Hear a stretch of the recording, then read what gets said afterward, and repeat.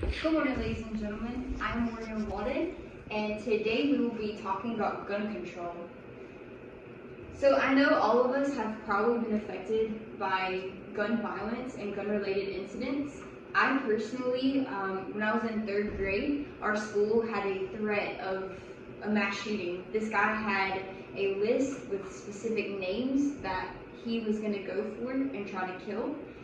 Thankfully, they locked down the school. Our parents had to come get us and show their IDs before they could even get us. The cops they were surrounding the block with weapons, and they were just ready to stop him at any time. Thankfully, they got him before he was able to injure anyone. And so that was one thing that happened to me. But I know that the Everytown Research Company on April 4th, 2019, they had done a research, and they found that 58% of Americans are affected by gun violence and gun-related incidents. So my question to you is banning guns the only solution to ending gun violence? My answer is no, absolutely not. The first reason is that there are states and cities that have very strict gun control laws, but yet bad things still happen. California is one of the country's strictest states on gun control, and they have the most advocates for extensive laws. But yet, the Golden State has seen 3 mass shootings in 4 days and 4 in 3 weeks, as recorded by the Mercury News on November 19, 2019 by John Woolfolk. Also, on October 5, 2017, Daniel Cochran wrote the article Fact Check, Proof That Gun Laws Don't Work.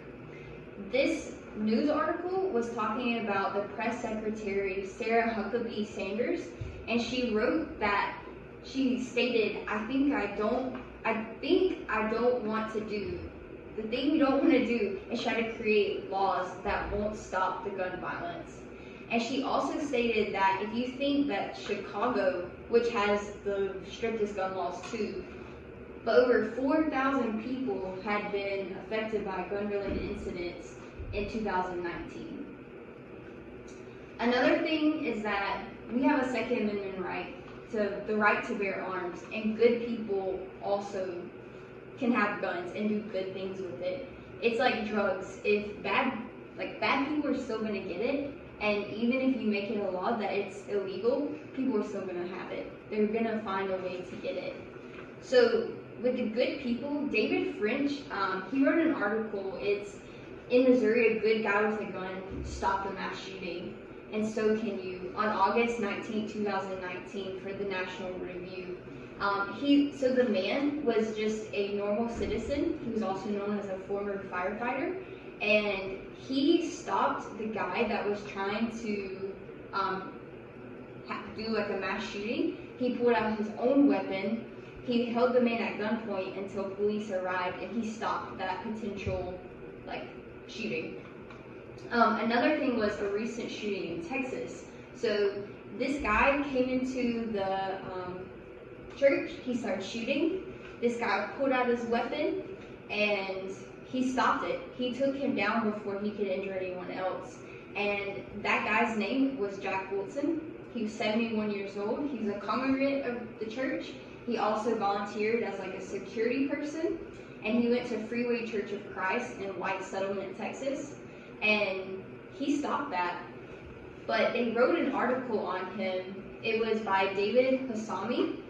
In the article, Texas Concealed Carry Averted Crisis. So our third thing is more in-depth background checks. So good people still can get weapons, but the background check is more in-depth. They can do mental health screenings, and that way it helps prevent the bad people from getting it, but whereas the good people still can have weapons and still get to carry out their Second Amendment. So Caitlin Hoffman with the Hub at Johns Hopkins University wrote on March 2nd that firearm purchases license laws that required in-person application and fingerprinting process before they can even apply for it. And with that, an estimated 56% fewer people attempted to get a law or a concealed carry because they knew that they weren't going to pass it, and maybe like they were illegal, they had felonies, so they didn't even attempt it. So that helped cut out some of the bad people from getting weapons, and so they can be used properly. Also, Amy Sherman with the Political Fact, the Poynter University, she wrote on January 2nd, 2020, that we fact-checked the claim that background checks have been unequivocally shown a reducing gun violence because it's more in-depth, less bad people are getting it, and more good people are being able to carry weapons and possibly stopping the thing. So, yes, we talked about the strict gun laws, the Second Amendment rights, the deeper background checks, and I personally don't think that is banning gun laws the only solution to ending gun violence. I think no, because I think that as American citizens, you should not take away our Second Amendment right, and even if you did, bad people still would get it. So, thank you.